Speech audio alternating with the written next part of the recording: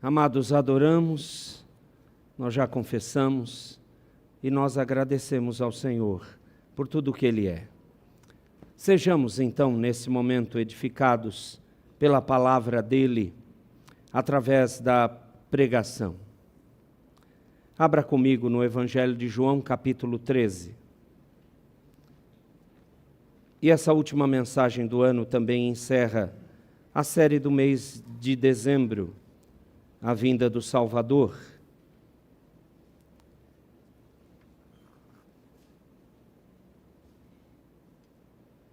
Talvez eu não devesse chamar de sermão, mas sim do aprendizado claro que se encontra nesse capítulo 13, aonde nós vemos que o Salvador realizou tudo para nos salvar. Tudo que era necessário, tudo que pecadores como nós necessitávamos, Ele veio e fez. Ele se tornou um de nós, se limitou em figura humana. Ele viveu nossas lutas, foi tentado conforme nós somos, porém maravilhosamente sem pecado. E Ele morreu a nossa morte. Ele pagou o preço da nossa transgressão. E nós não podemos esquecer que não parou por aí a sua obra salvadora. Ele foi sepultado em morte, mas ao terceiro dia ressuscitou. Ele subiu aos céus. Ele é Deus, sempre foi, vivo está. Subiu aos céus com seu corpo glorificado. O mesmo corpo que nós também receberemos no dia eterno. E nós vamos vê-lo lá. Contemplaremos Deus na figura do Senhor e Salvador Jesus. Ele reina à destra do Pai. E é a nossa alegria e razão da verdadeira esperança. Ele realizou tudo para nos salvar. João capítulo 13 é um dos mais profundos de todo o quarto evangelho. Na verdade, o evangelista João gastou mais tempo escrevendo sobre a última semana de vida, ou exatamente a entrega pela morte do Senhor Jesus, do que todo o resto do ministério terreno, desde o nascimento de Cristo, se tornando o Emanuel, Deus conosco.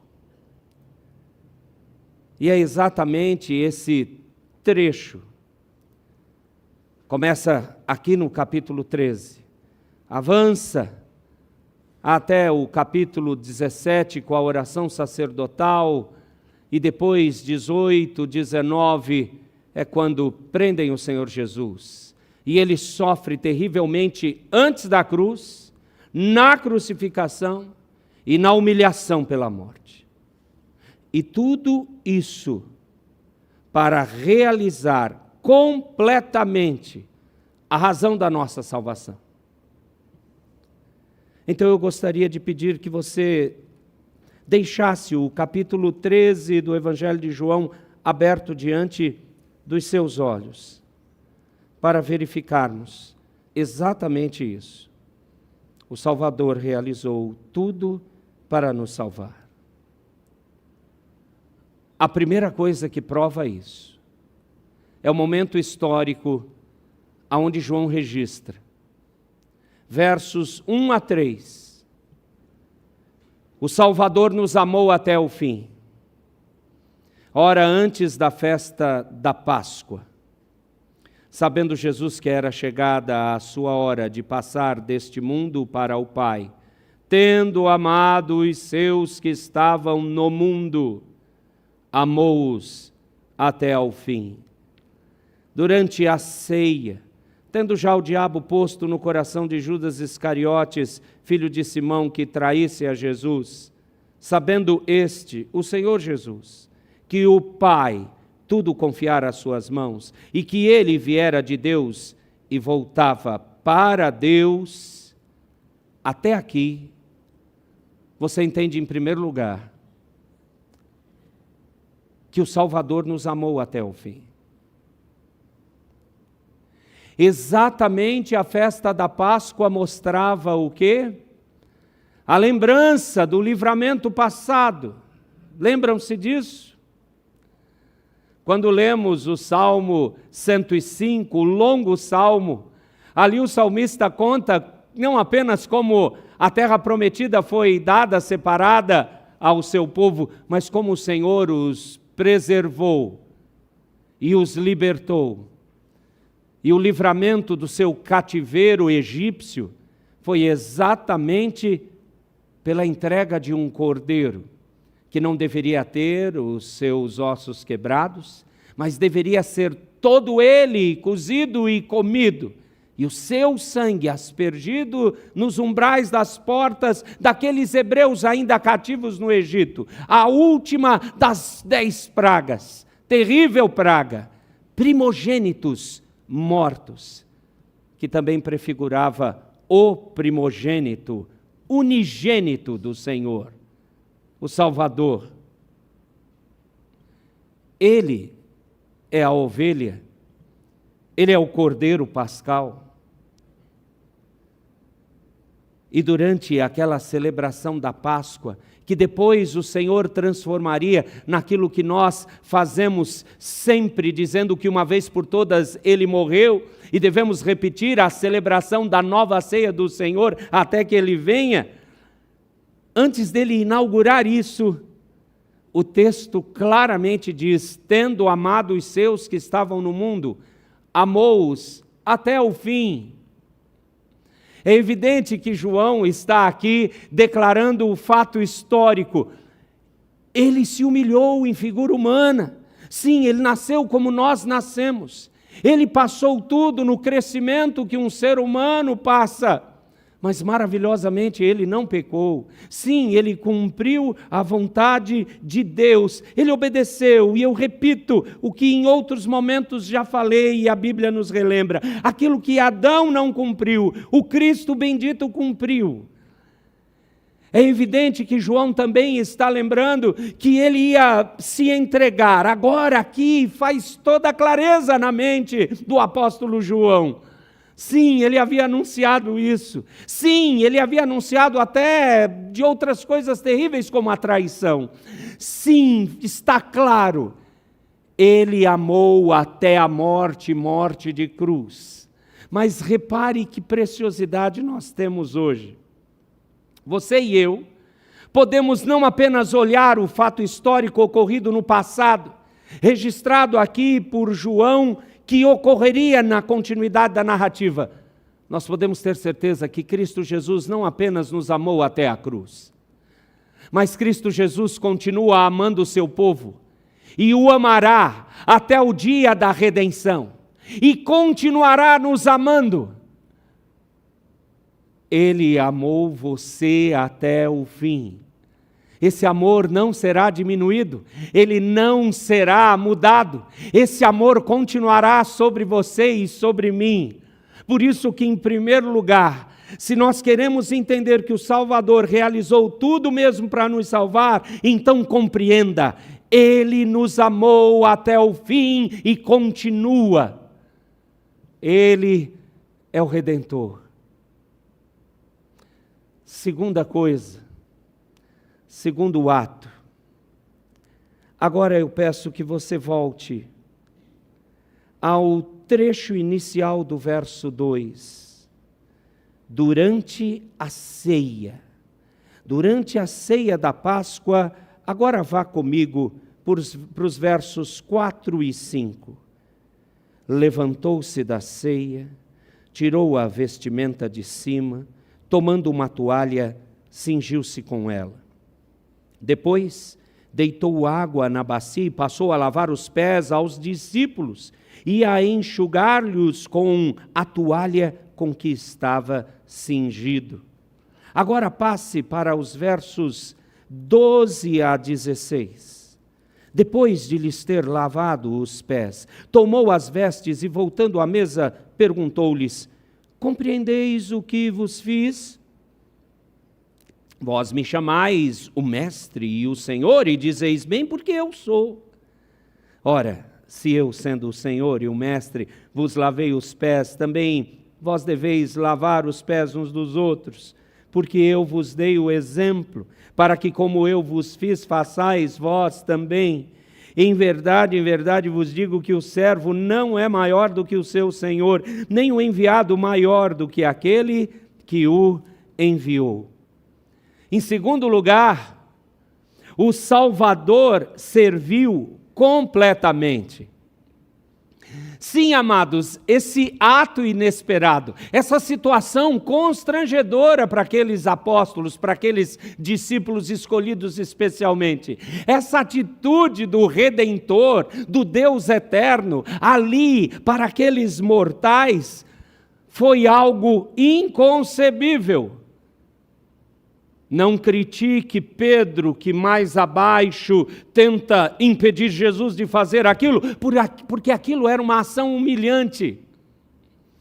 Amados, no costume judaico, quando haviam convidados, ou mesmo familiares, para serem chamados à festa da Páscoa, o anfitrião ou o dono da casa sempre preparava alguém, seu filho, ou se fosse um pouco mais abastado, um servo, um escravo, para que esse escravo lavasse os pés dos seus convidados logo que chegassem para tomar assento à mesa, à celebração da Páscoa.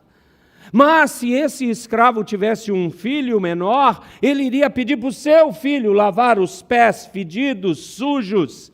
Afinal de contas, andar nas ruas empoeiradas de Jerusalém ou da Palestina, sem nenhum tipo de pozinho que dá um cheiro diferente ou algum desodorante para os pés, não com sapatos fechados ou tênis incríveis como nós temos, mas andando sobre as alpargas, e aquilo, mesmo sendo bem feito, muitas vezes aquelas sandálias eram de um couro, e aquele couro passava o cheiro aos pés, mais o suor, mais a poeira, e não era muito agradável, tenha certeza disso. E, portanto, limpar os pés dos convidados, para o escravo, para o seu filho, era muito humilhante. Mas isso precisava ser feito. Isso até demonstrava um pouco de honra daquele que estava chamando os seus queridos convidados para aquela ceia. Mostrava como ele era muito superior, pobre do que limpava os pés. O Senhor Jesus fez isso. Ele se vestiu da sua roupa normal. Ele colocou roupa de servo. Sim, nessa altura do momento histórico de Jesus, ele já tinha demonstrado isso várias e várias vezes. Ele já tinha ensinado que maior no reino é o que serve, porque ele mesmo fez isso. Mas aqui, ele estava agora dizendo o ponto mais alto de servir, sua entrega. E ele teve que se curvar até chegar à altura dos pés dos discípulos. Ele teve que lavar e sentir o cheiro fétido, a sujeira terrível. Ele teve que realmente não passar um paninho. De vez em quando eu fico vendo uns pastores aí na internet, querendo fazer isso. Mas repare, eles pegam um paninho, molham um pouquinho de água, passa rapidinho no pé e, façam isso. Conheci um pastor. Eu não sei por que ele fez isso, mas ele reuniu a igreja, fez um culto e chamou os presbíteros na frente, tirou os seus sapatos, pegou uma bacia, tirou o terno e aí com camisa de manga dobrada, passou o pano com água nos pés dos presbíteros, levantou, olhou para a igreja, façam vocês o mesmo, impetrou a bênção e acabou o culto. E ele achou poderoso o ensino. Não era esse o ensino. O ensino, o Senhor Jesus disse O ensino, a razão de por que ele estava mostrando que iria servir completamente, ele coloca, verso 12, vocês compreendem o que eu fiz? Vocês me chamam de quê? De mestre, de Senhor. Eu sou o mesmo. Mas, apesar de ser Senhor e mestre, eu servi vocês na demonstração mais humilhante. Eu não sei se a sua Bíblia tem o título que os tradutores colocaram, não está no original. Na minha Bíblia, antes do verso 12, tem um título em negrito, em itálico, uma lição de humildade. Bom, como foram os tradutores, você pode desprezar isso. Então, na minha Bíblia, eu escrevi assim, uma lição de humilhação. É a humilhação que produz humildade. Não existe ninguém humilde que não saiba o que é humilhação. O teu Salvador se humilhou.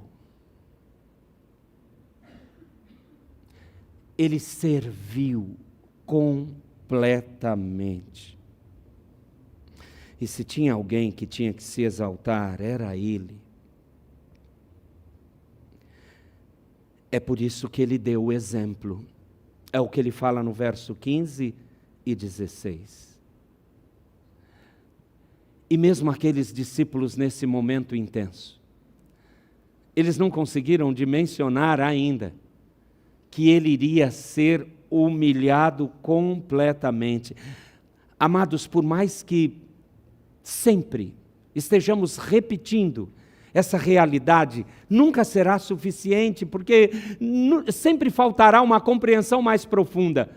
O Rei do Universo, aquele que com a sua palavra sustenta tudo, ele se humilhou, ele carregou a cruz, ele foi pregado nela, ele foi tornado maldito, aquele que não tinha pecado, para salvar você, a mim e todos quantos pecadores ele selecionou antes da fundação do mundo. E pasme, foi antes da fundação do mundo mesmo. A salvação só acontece porque ele separou, ele elegeu e porque ele se submeteu a essa humilhação. Senão não haveria salvação de ninguém. Ah, como essa frase sempre ressoa na minha mente. O problema não é Deus mandar pecadores ao inferno. Não, isso é justiça. A dificuldade do entendimento é saber que o grande Deus quis salvar alguns. E sabe como? Executando a mesma justiça. Como assim? Ele matou Jesus, ele matou o Filho, para você ter vida. Ele serviu completamente. Em terceiro lugar, depois de nos amar até o fim, de nos servir completamente, a negação e a traição não impediu o Salvador de obedecer. Eu vou repetir. A negação e a traição não impediu o Salvador de obedecer à ordem do Pai. Veja comigo. Agora eu peço que você acompanhe a leitura de versos não intercalados. No verso 2, nós já havíamos lido que durante a ceia, tendo já o diabo posto no coração de Judas Iscariotes, filho de Simão, que traísse a Jesus, agora vá para os versos 10 e 11. Declarou-lhe Jesus: quem já se banhou, falando para Pedro, lembra o Pedro que não queria que o Senhor Jesus se humilhasse lavando seus pés? E depois Jesus lhe dá uma repreenda: se eu não fizer isso, você não tem nenhuma ligação comigo. Então, Senhor, me lava o corpo todo. O exagero de Pedro, não é? Dá um banho logo, resolve isso. Não precisa. Mas aí ele explica, versos 10 e 11. Declarou-lhe Jesus: quem já se banhou não necessita de lavar senão os pés.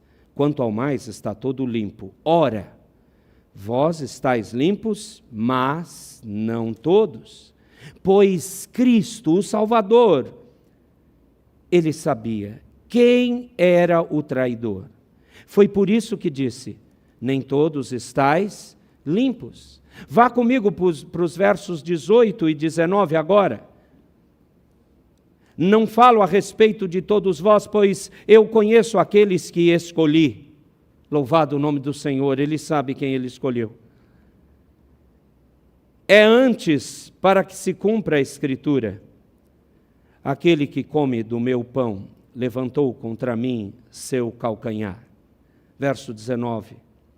Desde já vos digo, antes que aconteça, para que quando acontecer, creiais que eu sou.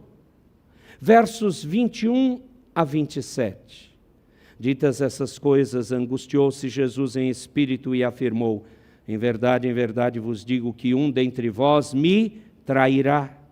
Então os discípulos olharam uns para os outros, sem saber a quem ele se referia. Ora, ali estava conchegado a Jesus um dos seus discípulos, aquele a quem ele amava, o próprio João, autor desse evangelho. Verso de número 24. A esse fez Simão Pedro sinal, dizendo-lhe: pergunta a quem ele se refere.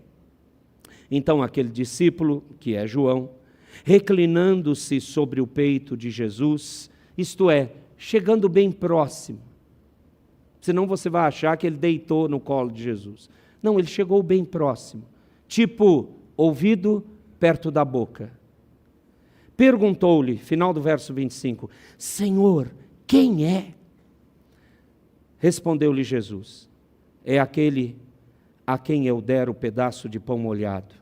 Tomou, pois, um pedaço de pão e, tendo-o molhado, deu-o a Judas, filho de Simão Iscariotes. E após o bocado, imediatamente entrou nele Satanás. Então disse Jesus: o que pretendes fazer, faze-o depressa.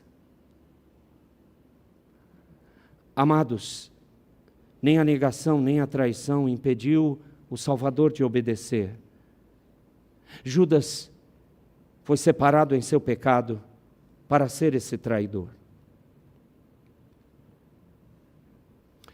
O que você faria se você soubesse de todos os seus irmãos e irmãs na fé que estão tramando contra você, que querem trair você? Imagine por um instante.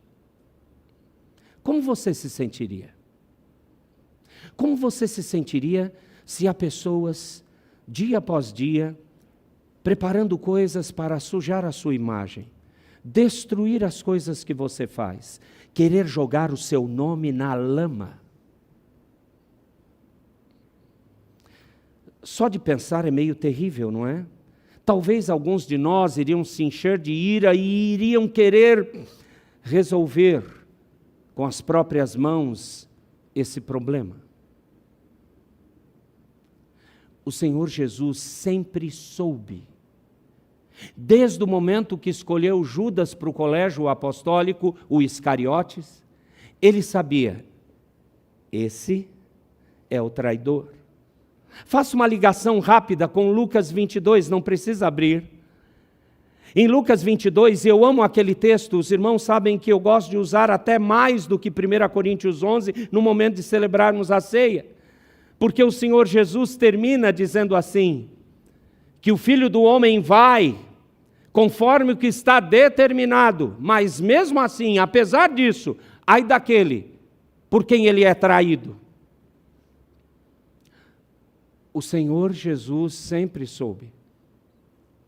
Amados, por favor, agora não adianta você e eu utilizarmos a desculpa, mas ele era Deus e era homem. Mas ele sabia o que tinha que fazer, mas era homem também.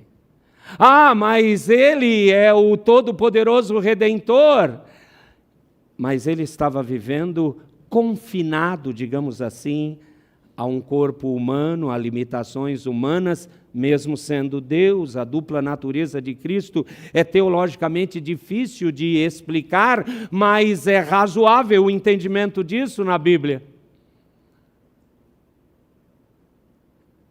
E ele, que podia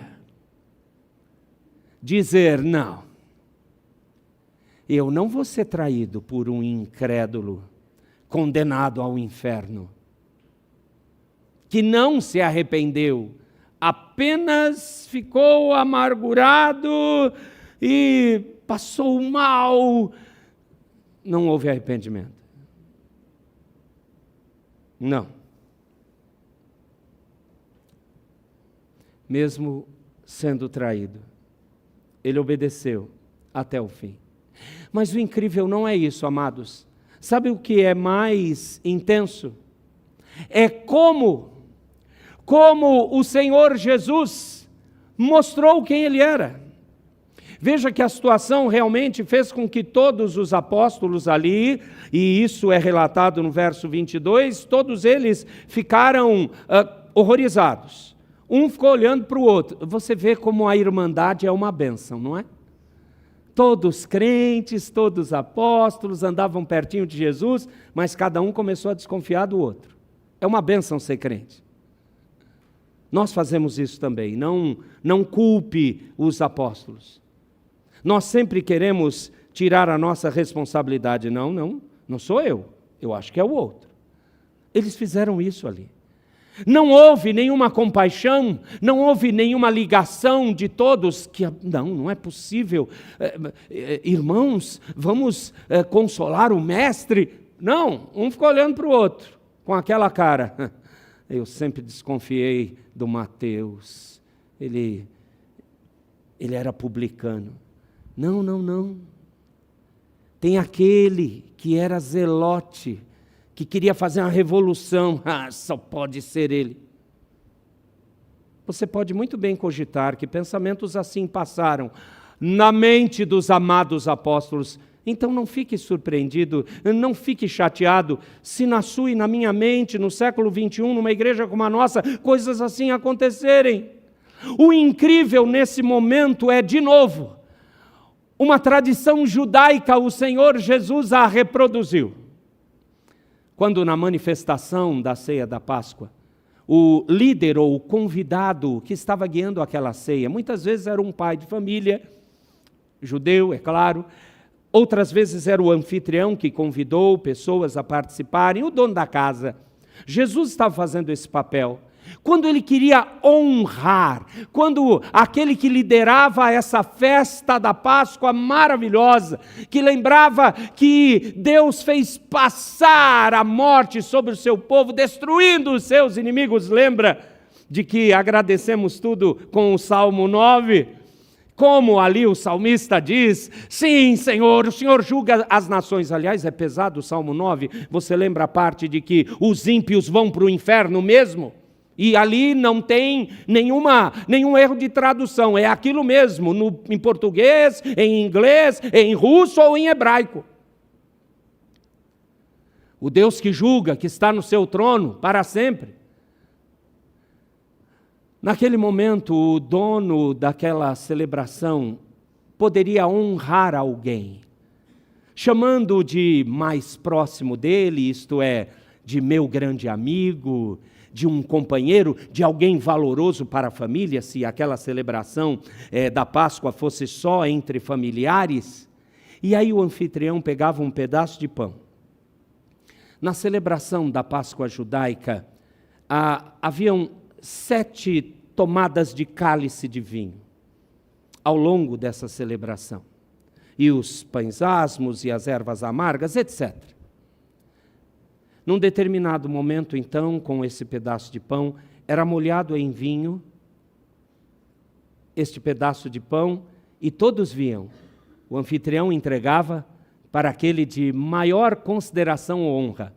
Para quem que Jesus fez isso?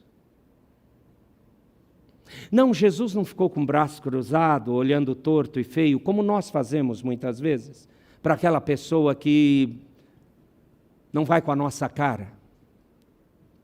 Não, ele não fez isso. Mesmo a traição não impediu Jesus de obedecer. E ele honrou Judas Iscariotes. Agora fica mais claro que por amor que ele quis amar os seus, amou até o fim. Agora fica mais claro que o Salvador serviu completamente. Por quê? Porque a traição não impediu ele de obedecer. Mas não para por aí. Se fosse a traição, eu creio que já seria suficiente. Para mim já seria. Seria para você? Precisa de mais do que isso? Ele é o Messias. Ele é o Filho de Deus. Traí-lo? Largá-lo? Não, mas tem coisa pior. Junto com isso. Negá-lo. Dizer, eu não conheço. Eu não tenho nada a ver com ele. Eu jogo fora os seus ensinos. Você, talvez, ou eu, não saibamos dimensionar a profundidade que foi a negação de Pedro.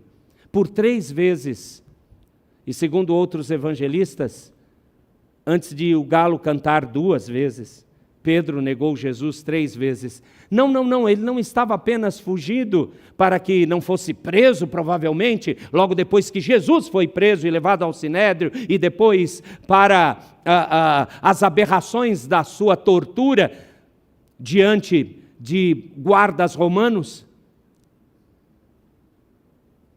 Pedro, como os outros, fugiu depois da prisão do Senhor Jesus. Mas Pedro não estava só dizendo, eu não tenho nada a ver com isso. Pedro negou conhecê-lo.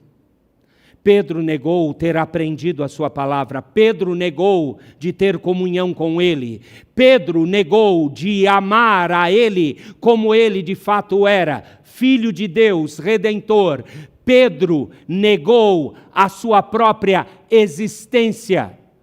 E se você quiser ser aquele que conhece bem etnia, ele negou ser um verdadeiro judeu que aguardava o Messias, porque ele foi um dos primeiros a reconhecer. Evangelho de João, capítulo 6, lembra? Para quem iremos? Só tu tens palavra de vida eterna? Ele negou que o que ele tinha afirmado antes era verdade. Ele abirrogou da fé. Ele abandonou o Messias. Essa foi a negação. Acompanhe comigo, verso de número 33. Filhinhos, ainda por um pouco eu estou convosco, buscar-me-eis. E o que eu disse aos judeus, também agora vos digo a vós outros, para onde vou, vós não podeis ir. O Senhor Jesus mencionou isso naquela conversa após a saída de Judas Iscariotes. E aquilo ficou na mente de Pedro. Olha o verso 36. Perguntou-lhe Simão Pedro, Senhor, para onde vais? Respondeu-lhe Jesus, para onde vou? Não me pode seguir agora, mais tarde, porém, me seguirás. Aliás, é maravilhoso isso, porque Jesus ia morrer, entregar-se. Quando que Pedro foi seguir Jesus? Quando Pedro, muitas e muitas décadas depois, também morreu. Mas não como queriam aqueles que o prendeu no final do seu ministério. Diz a tradição que Pedro não quis ser crucificado. Diz a tradição, não a palavra de Deus, mas a tradição de que Pedro, provavelmente, no final da sua vida, no final do seu ministério, ele disse, eu não tenho honras ou mereço ser morto como meu Redentor. Então arranjaram uma crucificação diferente, a crucificação em X. E dizem alguns, de ponta cabeça. Jesus está dizendo, você vai para onde eu vou depois. Você vai se entregar depois. Você não pode me acompanhar agora. Verso 37. Replicou-lhe Pedro, Senhor, por que não posso seguir-te agora? Por ti darei a própria vida. Verso 38. Respondeu Jesus: darás a vida por mim? Em verdade te digo que jamais cantará o galo antes que me negues 3 vezes. O Senhor Jesus não teve que conviver ao longo do ministério terreno sabendo quem era o seu traidor, mas sabendo que aquele que parecia ser o líder do colégio apostólico, aquele que era o que mais se destacava, algumas vezes falando besteiras, porque numa outra ocasião o Senhor Jesus teve que repreender esta superproteção de Pedro. Talvez seja por isso que essa nova série de Chosen mostra um Pedro como sendo o policiamento ali. Claro que tem uma, como é que eles chamam? Liberdade criativa para fazer filmes. Até que é uma série bem mais próxima da palavra de Deus que outras que já inventaram. Mas vai ver que é por isso, leram esses textos, aqueles irmãos que fazem essa série, e talvez valha a pena você ver, assista. Me parece que está no Netflix, 3ª temporada. Já que você tem que assistir um negócio, assista alguma coisa que vale a pena. Impedir você de ver televisão é ridículo, né? Volte para cá. Esse era o Pedro. Vamos lá, Senhor. Não, Senhor, não penses mal de ti. Lembra daquela ocasião? O Senhor Jesus não teve dúvida. Para trás de mim, Satanás. Você não cogita das coisas de Deus, mas das coisas deste mundo. Você fica imaginando como é que Pedro ficou? E o Senhor Jesus sabia que o grande Pedrão, no momento mais importante, iria negá-lo, como eu já expliquei.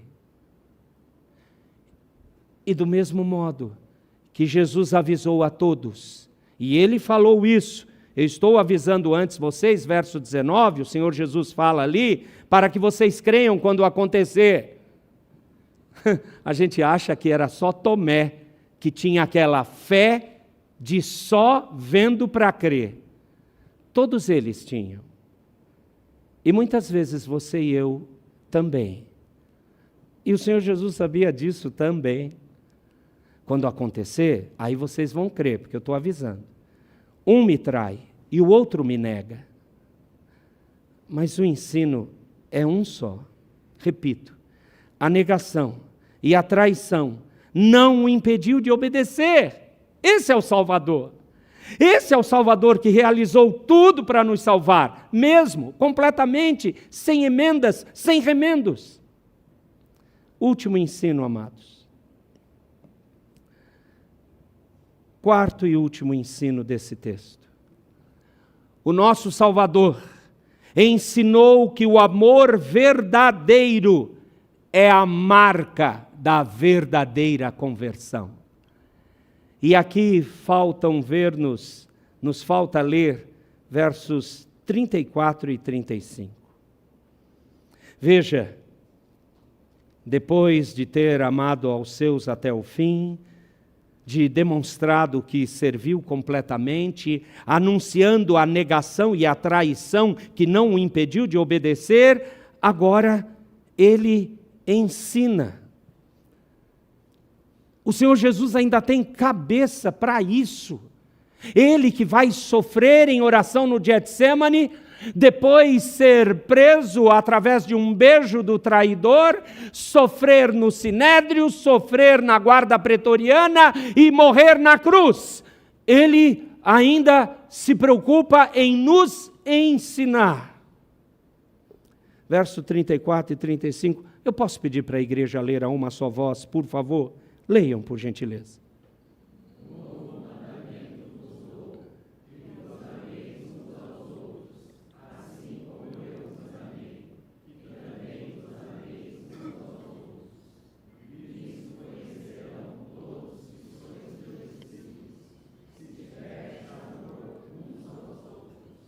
É isso mesmo. O verdadeiro amor é demonstração de conversão. Sabe o que Jesus está dizendo? A minha obra será completa mesmo.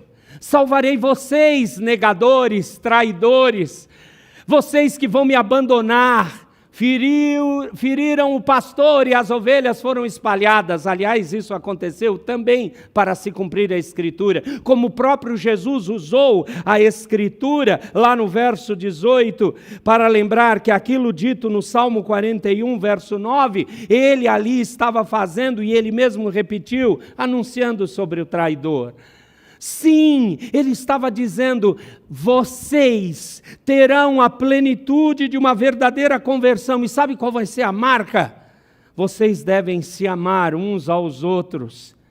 O tipo de amor e relacionamento amoroso entre vocês não tem nada a ver com o amor desse mundo.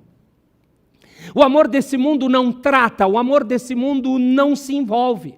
O amor desse mundo não é encorajador, porque está baseado num tratamento, numa correção. Quem ama corrige, quem ama trata, e somente Cristo ensinou isso. Conversão não é a mudança nossa do pecado que tenazmente nos assedia para uma vida santa voltada só para o Senhor. Então qual é a marca? O que as pessoas vão ver em nós de grande destaque que marcam, segundo o Senhor Jesus, que somos seguidores, discípulos dele? Se tivermos o verdadeiro amor uns pelos outros. Amor de andar junto quando o seu querido e sua querida não estiver numa situação muito boa. Nunca abandonar, como abandonaram Jesus. Nunca trair, como traíram o Messias. Estar ali. Aí fica claro o que o Espírito Santo ensinou para o apóstolo Paulo em Romanos 12. Aí você vai se alegrar com os que se alegram. E vai chorar com os que choram. Você vai ter verdadeira compaixão. Você não vai deixar a vida do seu irmão, ele vivê-la do jeito que ele quer. Você vai querer ser como o Messias, um resgatador. E você vai proclamar o Evangelho, e você vai se entregar nisso. E você vai querer ser instrumento auxiliador, uma ponte.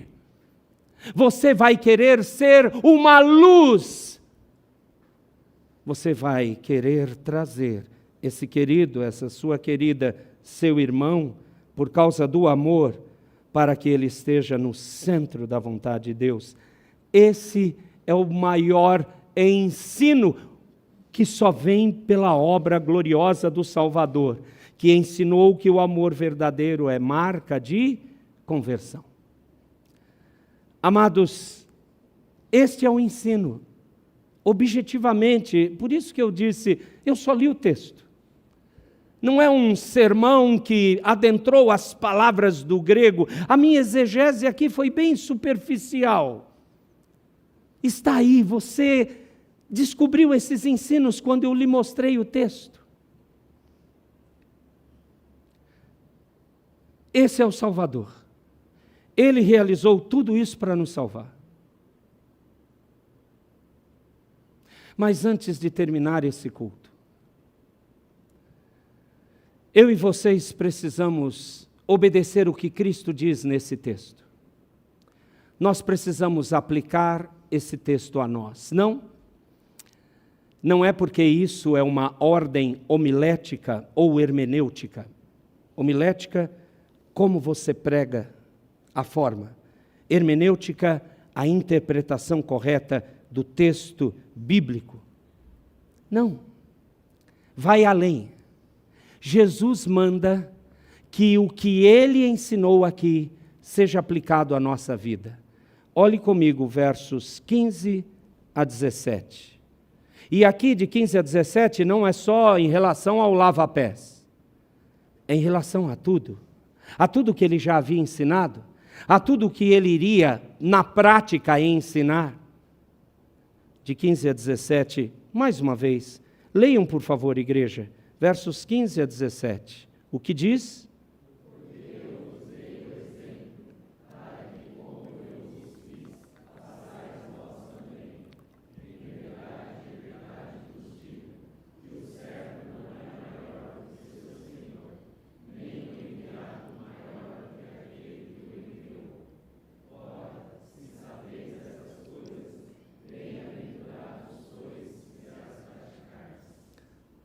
Se vocês estão aprendendo isso, vocês serão mais do que felizes, bem-afortunados, bem-aventurados, se vocês praticarem isso.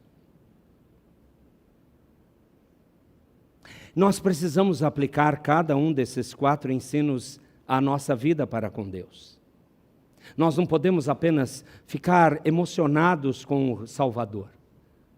O Salvador é glorificado quando você e eu nos submetemos a obedecer à sua vontade. Aí, e somente aí, Ele é glorificado, porque Ele fez isso. Quando Ele diz aqui, nesses versos que os irmãos acabaram de ler, que o servo não é maior do que o seu Senhor, então aquilo que Ele vivenciou, nós temos que vivenciar, guardando todas as devidas proporções, mas temos que entender que cristãos são pequenos cristos, que discípulos do mestre são aqueles que seguem a Jesus em tudo. Um pedaço, uma parte, só o que nos agrada, não é discipulado, não serve, não demonstra conversão. Assustadoramente é em tudo. Então, por causa dos versos 15 a 17, apliquemos a nós. Primeiro, Jesus não nos amou até o fim? Ame a Cristo até o fim. Não importa a circunstância, não importa a luta, ou a alegria, ou o sucesso ou o fracasso. Ame a Cristo até o fim. Não importa a época que você vive, não importa a idade que você tem. Ninguém daqueles que conhecem a verdade está livre disso. A conversão aconteceu com você, então ame a Cristo até o fim. Sabe como nós podemos ter certeza que isso é um ensino? Porque não é apenas uma das doutrinas da graça, ou o último ponto, o 5º ponto do calvinismo, mas é um ensino bíblico, perseverança dos santos. A perseverança dos santos vem por causa da obra verdadeira sobre pecadores como eu e vocês. Então sim, a ordem não é talvez você me ame até o fim, diz o Cristo. Não, você pode. Você que foi resgatado, perdoado, você que não importa as suas lutas e tudo que já viveu ou vai viver, se você foi resgatado ao Senhor, essa é a primeira aplicação para nós. Ame a Cristo até o fim. Não importa, amados, as pessoas, situações ou até o seu estado de espírito pessoal, particular, íntimo. Ame a Cristo até o fim. Aliás, se amássemos a Cristo até o fim, não teríamos subterfúgios, não iríamos fugir de não lidar com uma pessoa ou com um grupo de pessoas, ou até trocar de igreja por qualquer outro motivo, e não um motivo plausível. Porque aquelas pessoas dificultam a minha fé, eu vou para outro lugar, ou até outra denominação. Não, querido! Ame a Cristo até o fim. Ame a Cristo, independente do que vai acontecer no seu futuro em 2024, ame a Cristo até o fim. Eu lembro que sempre, ao longo desses últimos anos, ou todos eles desde 2012, quando chega no último sermão do ano e eu tenho que pregá-lo, eu lembro para os amados, não importa o que vai acontecer no novo ano, eu sempre revisito os sermões, os últimos sermões.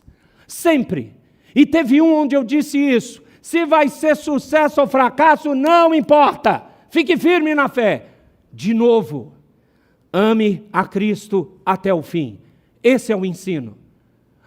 Mas e se eu tiver uma dor horrenda? E se eu ver o luto? E se o sofrimento da enfermidade voltar? Ame a Cristo até o fim. Primeiro, porque a sua vida não está encerrada no tempo presente. Você é eterno.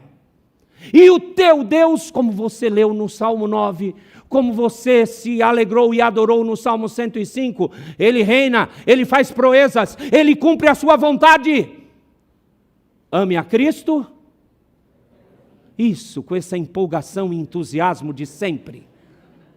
Será que um dia, meu irmão Regis, diácono Regis, que veio de uma igreja, eu sei como é que é o culto na igreja de São Bernardo.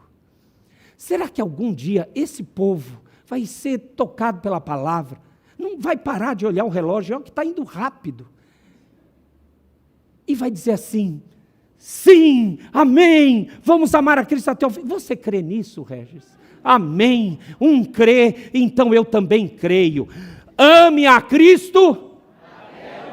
Segunda aplicação. O que Jesus fez? Serviu completamente. Foi ou não foi? Sirva aos outros completamente. Sabe por que tem muita gente que larga o cristianismo? Que quando a coisa aperta vai procurar aquelas igrejas da autoajuda. Eu vou falar mesmo, porque é verdade, tá? Até na internet. A igreja que diz, vem que você vai receber bênção, vem que não vai ter problema, vem que Deus só vai... Que Deus não trata pecado, não muda caráter. Sabe, amados, quando nós queremos isso e, portanto, largamos a fé, porque a gente não vai conseguir conviver com Cristo com esse tipo de vivência, de relacionamento. O relacionamento com o Redentor é o relacionamento de imitar o Redentor. Sirva aos outros. Um servo que não serve para servir a Cristo. Você serve? A quantos você serviu nesse ano? Quantas pessoas você serviu com o seu tempo, com a sua sabedoria? Você ajudou a resolver um problema do seu irmão, da sua irmã? Com o seu dinheiro? O bendito dinheiro. Não é maldito, é bendito. Vem do Senhor. Ele é o dono de todo ouro e da prata. Aleluia! Você tem servido. Nesse ano você serviu quando você não estava cansado e aquele irmãozinho liga para você ou manda uma mensagem no Telegram, no WhatsApp, o que for. Ou quando você fez aquela pergunta, você ouviu o pastor Nelson, ou o pastor Laércio, ou o pastor Liberalino pregar, olha, não diga apenas tudo bem, mas se alguém falar que não está bem, dê atenção. E naquele dia que você estava sem paciência, na saída de um culto, aquele irmão olhou para você e disse, você vai me ajudar. Irmão, não está tudo bem. E você queria largar a mão dele e ele te segurou mais. Naquele momento, você disse, eu quero te ouvir, ou nós vamos marcar para essa semana, e marcou na sua agenda, e sentou com ele, e orou com ele, e mesmo que você dissesse, olha, eu não sei como resolver, vamos ler a Bíblia, vamos orar e buscar ao Senhor, você serviu ao seu irmão como Cristo serviu a você, e serve. Ou você prefere viver numa mentira? Eu já disse isso, eu vou repetir. Tem vezes que eu tenho inveja de muitos de vocês. Vem nos trabalhos da igreja, senta no banco, recebe, levanta, vai embora. Não sabe como tudo isso é estruturado, mas sai gordo e farto espiritualmente.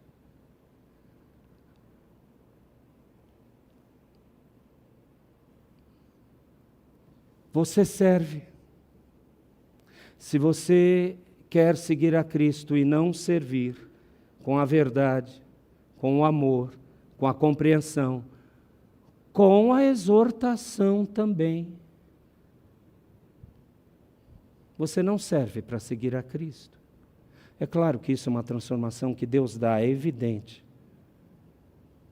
Mas aprenda esse segundo ensino, sirva aos outros. Terceiro ensino, se a negação e a traição ocorrido com o Senhor Jesus, o nosso Salvador, não o impediu de obedecer, qual que é o ensino para mim e para você? Vão negar você, vão deixar você na mão, vão trair você, talvez 1, 5, 20, várias vezes. Isso não deve impedir a sua obediência. Lembra do mestre? Tem uma música que ficou popular depois que o compositor ou o cantor principal morreu. A minha vida é do Mestre. Já ouviu? A minha esposa ouve. Tem uma moça que gravou com uma voz assim, e ela usa um piano, e é tão melancólico que me dá tristeza. E a minha esposa ama a minha vida. A letra é linda. A minha vida é do Mestre. Você já ouviu essa música? Já? Confessa aí. Ah, ninguém conhece. A minha vida é do Mestre. Que mais? Tem um monte de coisa que é do Mestre. É legal. Aí eu que tenho aquela mente, vem minha esposa sempre me corrigir, mas eu creio que ela está certa. A minha mente crítica. É legal, a vida é do Mestre, meu sonho é do Mestre, tudo é do Mestre. Quando você vai dizer que eu vou imitar o Mestre? Não tem nessa música. Eu vou imitar o Mestre. Não tem. Só tem coisa boa, tipo alento. Cantou errado? Não, a gente poderia até louvar aqui na igreja. Não tem uma letra errada ou antibíblica, mas falta o que exatamente o ensino de João 13 nos diz.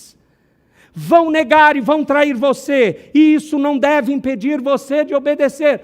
Mas pastor, eu estou magoado. O que você acha que aconteceu com Jesus? Você está magoado? Eu me compadeço de você.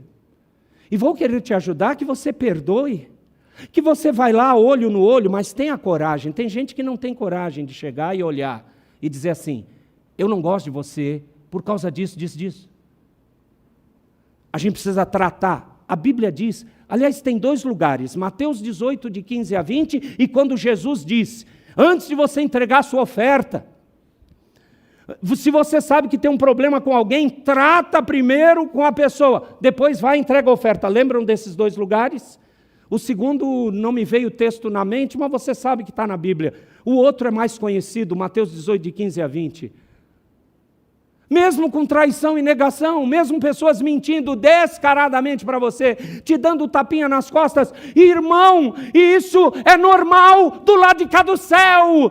Eu ia dizer agora, acorda, mas isso não é para um pastor presbiteriano. Então, tome tenência, atente, não deixe isso ser a razão de você não obedecer, irmão, irmã. Lembre-se do Messias que disse, não é o Senhor, o servo maior do que o Senhor. Em outro lugar, aliás, na continuidade aqui em João 15, se perseguiram a mim, vão perseguir a vocês. Aliás, em João 15, nós estamos no 13, em João 15, depois de falar da videira e os ramos, o Senhor Jesus diz assim, sabe por que o mundo odeia vocês? Porque odeia a mim. E a gente quer ser amigo do mundo, termos vida mundana. A gente se veste igual, fala igual, pensa igual, tem até as reações traumáticas iguais. Mas do que vale ser convertido se não é diferente? Foi para isso que você foi salvo. Inculque isso na sua mente definitivamente. Não é para ser igual. Então nós somos de Cristo, porque reagimos diferente a negar-nos quando nos negam, quando nos traem. Isso não impede a nossa obediência de seguir o Mestre. Última aplicação, amados. O Senhor Jesus ensinou que o amor verdadeiro é a marca da conversão, lembram? Aplique para você. Apliquemos para nós. Seja um verdadeiro discípulo. Ame seus irmãos. Mas isso não tem a ver com servir.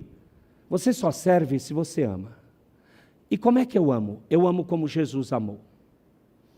Aliás, o exemplo mais maravilhoso é aquilo que Deus ensinou Paulo a escrever aos irmãos de Éfeso, falando para os maridos. Capítulo 5 da carta aos Efésios, versículo 25. 5:25, fácil de decorar. Todos os homens maridos e aqueles que desejam ser maridos, eu espero que todos os homens desejam isso, se o Senhor preparou a não solteirice para você, Como diz aquele texto? Maridos, amai a vossa mulher como Cristo amou a igreja. E esse exemplo não é só para essa situação. Esse exemplo se aplica aqui, em amar os irmãos. Que igreja, que povo que constituiu a igreja dele, de Cristo, que povo foi esse que ele amou? Ele amou um povo ruim. Ele amou um povo mentiroso. Ele amou um povo que não segue direito. Ele amou um povo que diz coisas legalistas, mas não se submete só à verdade. Que cria suas regras.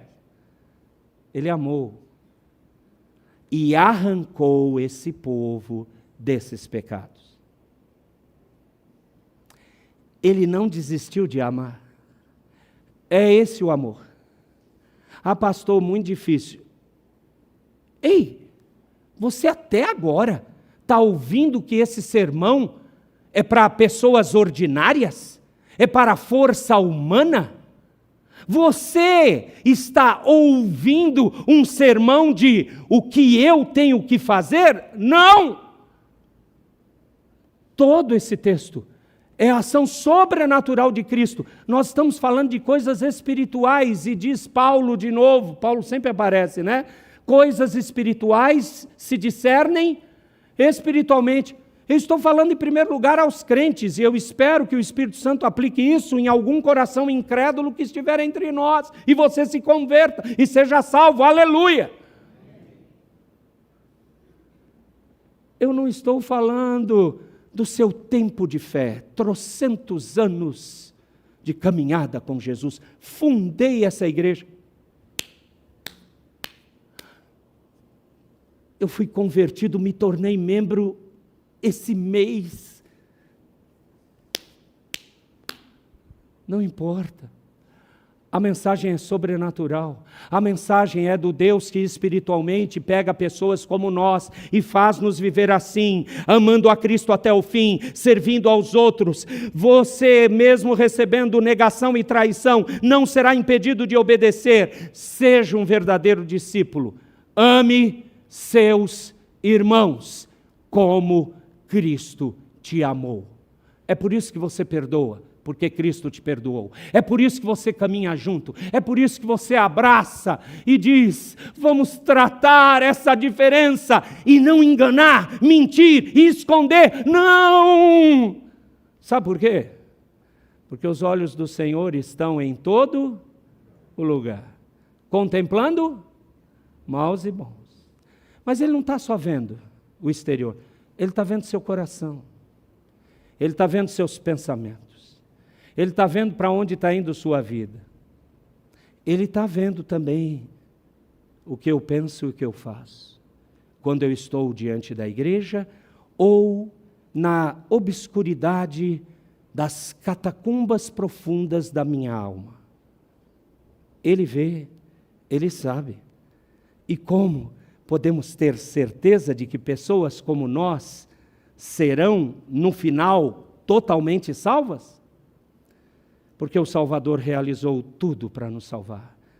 Podemos viver sobrenaturalmente obedecendo a isso. Que o nosso Deus nos faça viver assim. Amém.